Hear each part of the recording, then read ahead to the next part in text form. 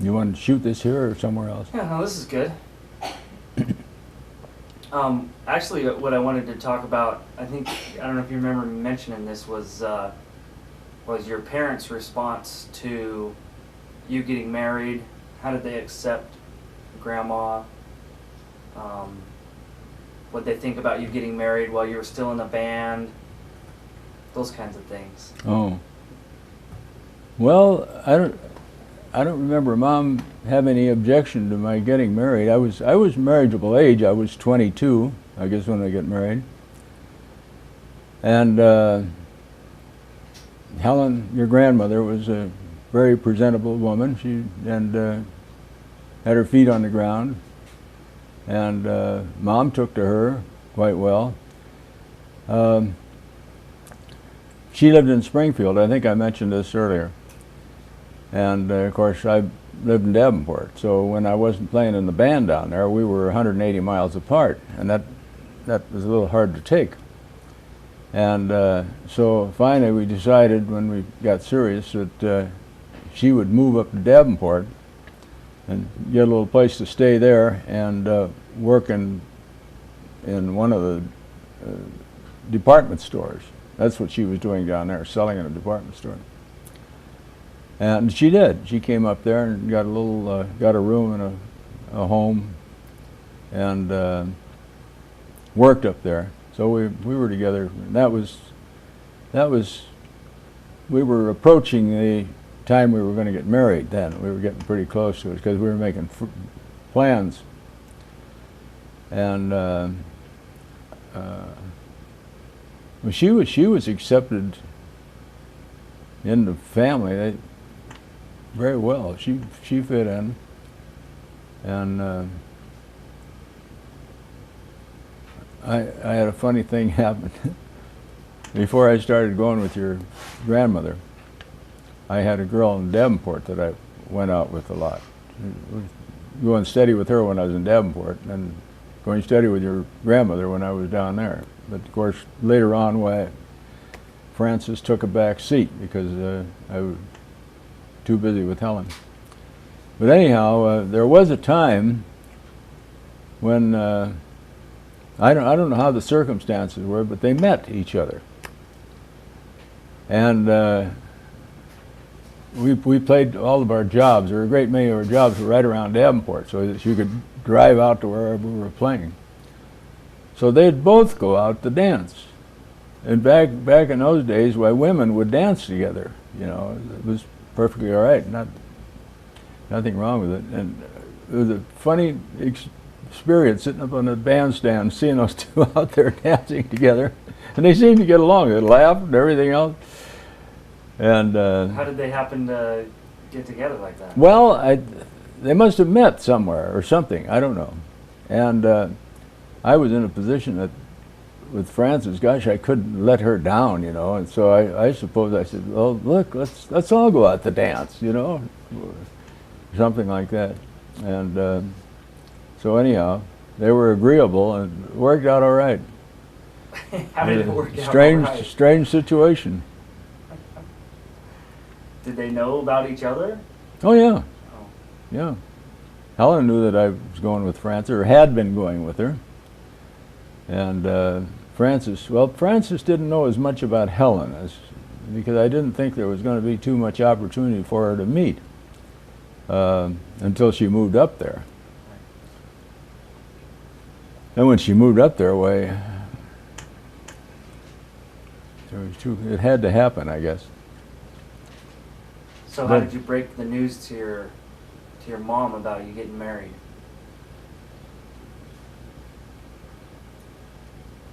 Well, I don't know whether I broke the news in one sentence. It just kind of grew on her. I mean, like I say, Helen came up there and lived up there, and so I guess she could assume that, you know. It didn't have to be said necessarily, and but she was all for it. And Frank, my brother, and Charlotte, they all liked Helen. So she fit right in. Did they, did anyone ever say anything? Like, was it okay that you were playing in a band and married and all that kind of thing? I mean, was that an issue back then, or No. was playing in a band seen as having a real job, or? Well, it wasn't only seen as having a real job, but having a good job. Oh, really? Because we were paid a heck of a lot more than the normal Joe around town was paid. I mean, they were getting about $15 a week, and we were making almost $50 a week. So we were upper class, you know. And of course, we were working every night. We got paid $7 a night, and most weeks we worked 7 nights. So that was $49, pretty close to 50. And so it was difficult to date under those circumstances. You know, if you had a date, you had it during the daytime, or after 1 or 2 o'clock in the morning. You know, one way or the other. And in fact, most of the time I was courting her grandmother. It was during those times we were playing down there at Springfield, and we worked 6 nights down there. So a lot of times I'd take her home and sit on the front porch and then finally go home after that, you know. So that was the kind of dating we did. It's too late to go to shows or anything. Yeah. So after you had been married, what made you decide to leave the band? Well, when I got up to Chicago, I didn't like the big town. I didn't like it at all, because down in Davenport there, we had regular homes on lots with the yards and everything else, you know, and places to play and baseball and whatever you wanted to do. It had lots of opportunities. And you get up there in Chicago, where we were living in an apartment, a little 2-room apartment, I guess. It rolled down bed into the living room. That's what we slept on. And look outside, and there was a vacant lot out there with just a bunch of trash around it, and other apartment buildings all around, and everything else, and streetcars and trains going by. And boy, I didn't like that at all. And Helen didn't like it. And but we knew that if we were going to be in the band business, we were going to live in a big city. That's the way it would be. And so I got interested in photography. I had a friend that had a photographic store, and he got me interested in it, and he helped me buy my first camera and showed me how to work it and various other things. And I started popping pictures right and left and enjoying every bit of it. And I wanted to learn how to do it. And all this time I'm playing in the band too. So I got this, I think we've gone over it. That's okay. We, in 1934, I decided I was going to learn how to be a photographer. That was 2 years before I finally retired from the band. So in the daytime, I would give my service to a photo finishing place to begin with, and the second place was a regular photographic studio. I just give them my services for showing me what went on, you know. So that's the way I picked up a lot of what I learned in the beginning. And I remember I shot a picture of Will Rogers getting off the airplane in Chicago, and that was a big deal for me. I was just working in the studio, and so they were short-handed there at the studio, and so they heard Will Rogers was coming in, and so they handled the Chicago airport at the time, the photography. So they says, "You think you could overshoot this thing?" I said, "Sure, I could do it." So I went over there, and he got off the airplane, and I shot a picture and shot another one as he came down and so forth. And I was really disappointed in the man because he emoted such a jovial, good-natured guy, you know. Everybody loved old Will Rogers, you know. But he came down off there, and the little old lady there wanted an autograph, and I saw her holding that pencil up to him, you know, for autograph, and he just shunned her. He just, nah, like that. And not only did I didn't get the picture that I wanted, but I thought, geez, what a sorry mess, you know, I hadn't got any time for people. But anyhow, then finally in October of '36, I quit the band, thinking that I knew enough photography. Little did I know. Well, what I overlooked was the fact that here I had a lush life in the band, and I was going into a business that was pretty sketchy. It's something that was not really needed by very many people back in the Depression years, you know. They couldn't buy bread, they're not going to buy pictures. And so we did a little starving there for the next few years. It was pretty tough. I got a job. Well, we went to California first. I was in '36. Joanne was 1 year old. And we were there for California for about 6 months. We were just going out for a month or so. But we got entangled out there in a variety of things that I think we talked about that before too. And huh? I don't remember talking about that. Oh, is that so? Yeah. This would be a good time to talk about it. Well,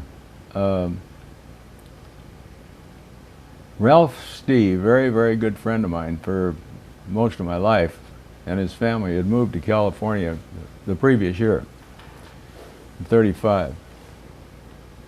And so Ralph was writing me, he says, come on out when you can, everything else. And so I always wanted to go to California. In fact, everybody wanted to go to California. That was really the paradise. And so when I quit, we had a little bit of money. We had saved a little, and I had a little from insurance that I got from my father, who had died during the First World War, and he got some insurance. I got some insurance off of that. And so we decided before we buckle down and go to work, why, let's go to California. And so we went out there and stayed with the Steves for a little while. Then we went down to San Diego. Helen had a friend who had been a missionary in Springfield previously, that lived in San Diego, and he had said, if you ever come out and see me. So we were out there, and so she wanted to go down and see him. So we went down there and stayed a few nights with him, and took a trip down into Mexico.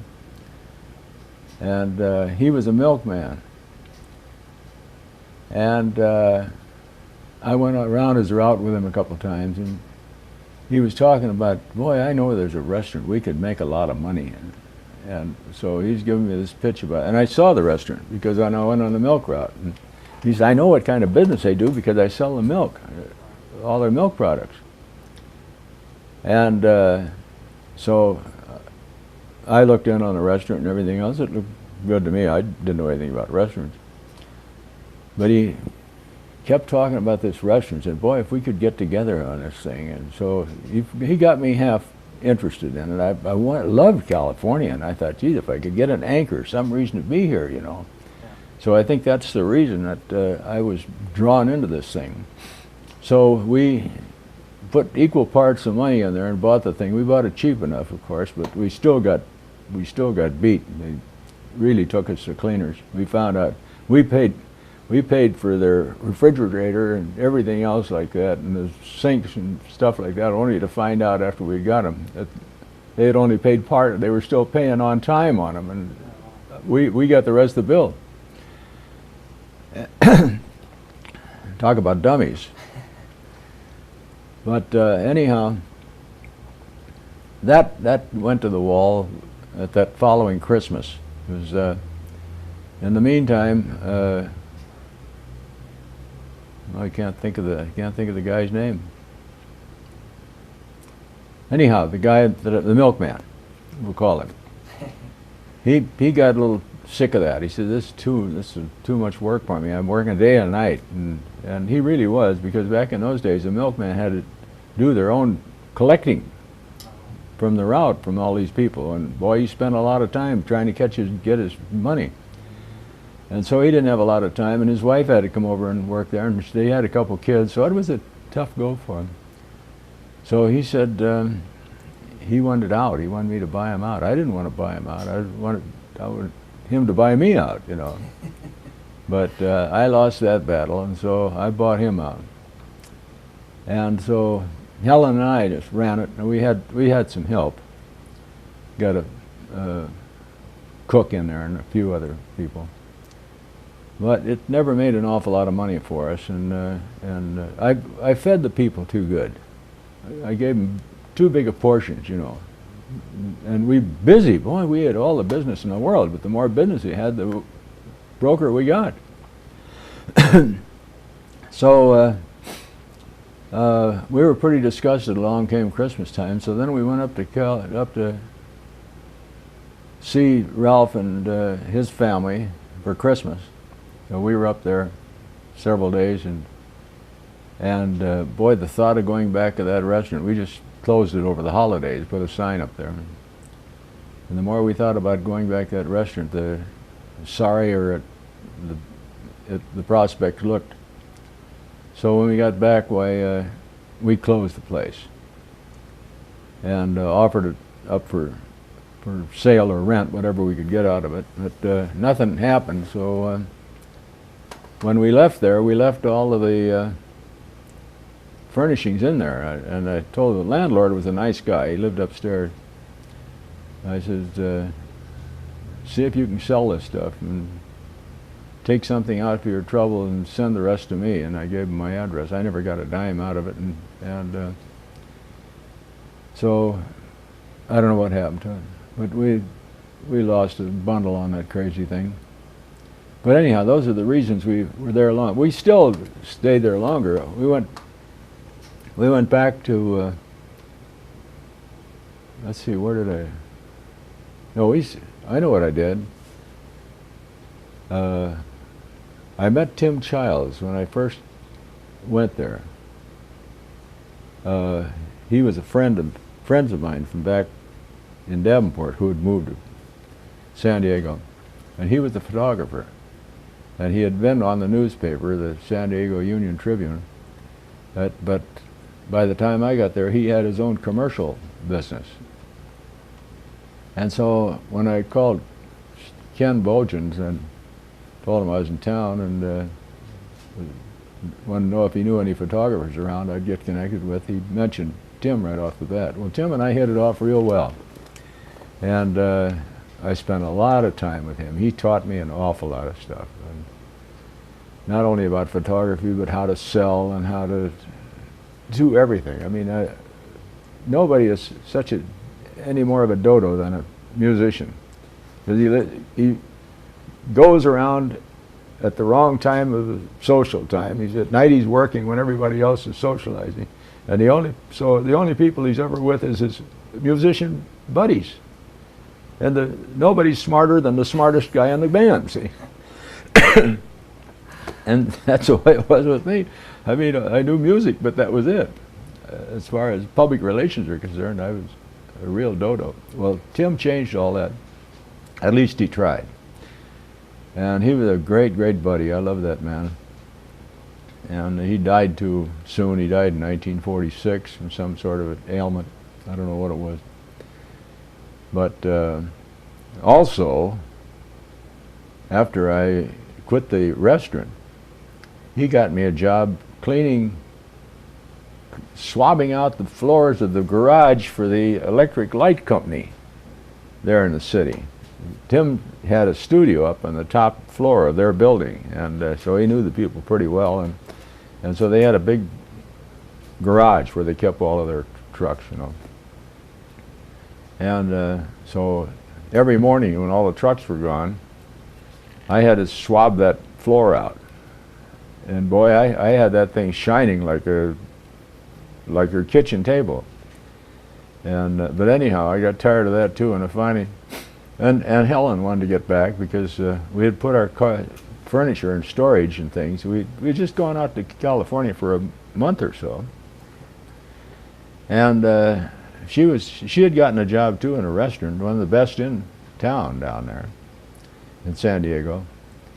So we were getting along all right, but she wanted to get back, and I kind of wanted to go back too. I wanted to get started. I thought I'd go back to Davenport and get a job on a newspaper. And so in May, we headed home. And we got back to Davenport. And that was our first trip out there. And in 1940, after not doing very well financially in Davenport over that intervening period from 37 to 40 away, we headed back. We were going to starve to death. We'd rather do it in California than Davenport.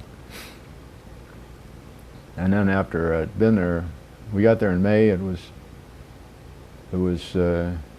November before I got a job with Lockheed. And boy, what a blessing that was, in a great many ways.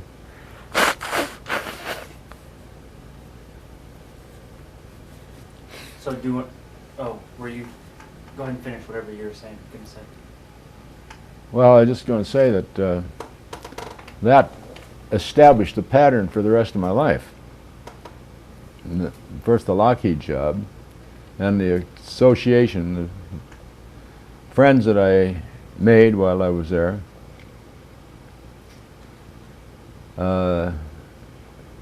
helped me have a career of my own. Let's take a breather. Okay. Got to blow my nose again.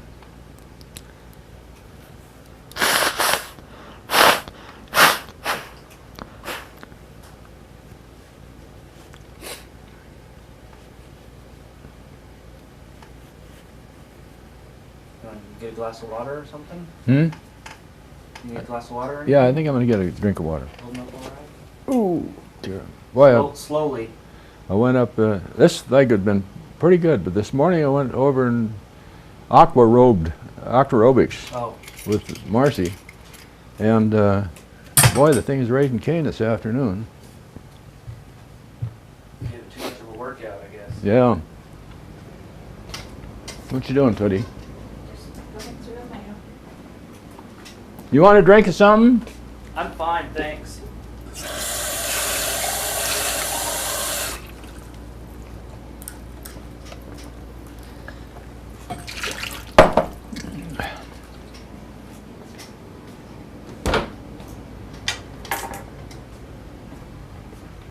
Now there again, going back to what you wanted and what you're getting, I'm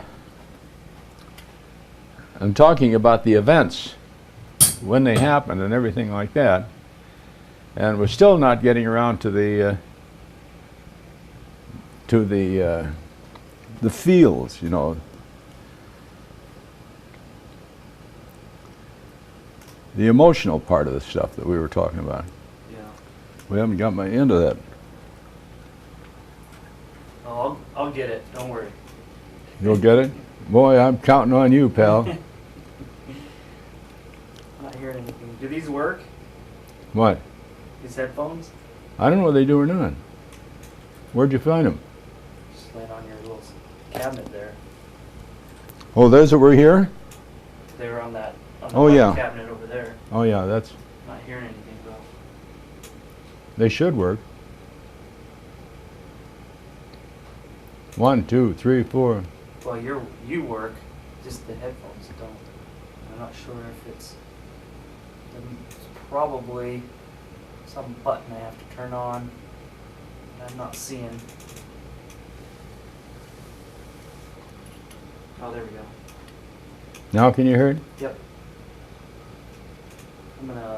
I'm gonna wear these because then I can make sure I'm always getting good sound. Okay, Is that all right? that's good. Sure, doesn't bother me.